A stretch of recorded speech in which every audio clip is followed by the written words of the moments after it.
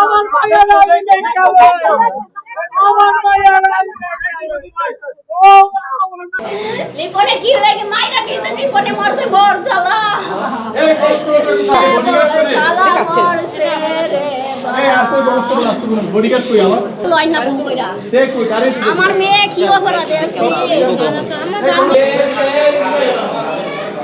ঈদের একদিন দুই দিন পরে ও বাসা থেকে লুঙ্গি পরে বেরিয়েছে।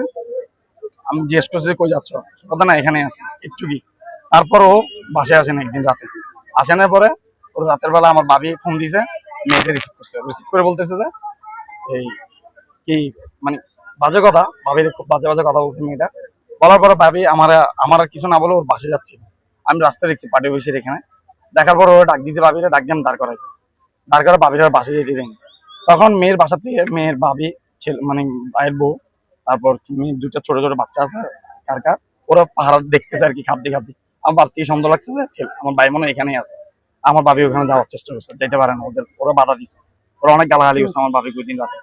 তখন মেয়ের বাবাকে আমার ভাবি কমপ্লেনটা দিছে রাতে, ওদের এটা শেষ করেন না, এটা জুলা রাখি লাভ নাই, আপনি মেয়েটার একটু ডাক দেন, এগুলো বলছে।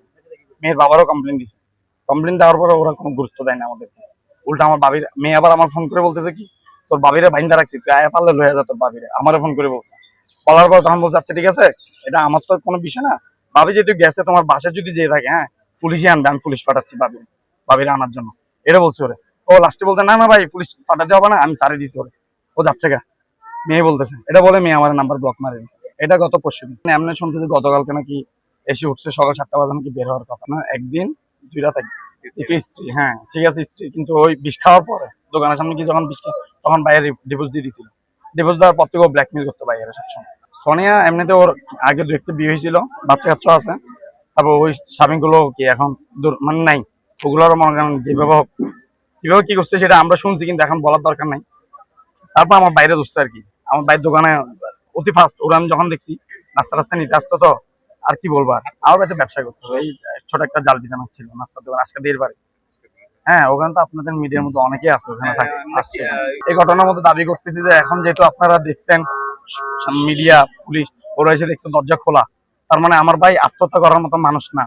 ঠিক আছে, আমি এটার একটা সুস্থ একটা তদন্ত চাচ্ছি, আর একটা বিচার চাচ্ছি, সুস্থ বিচার।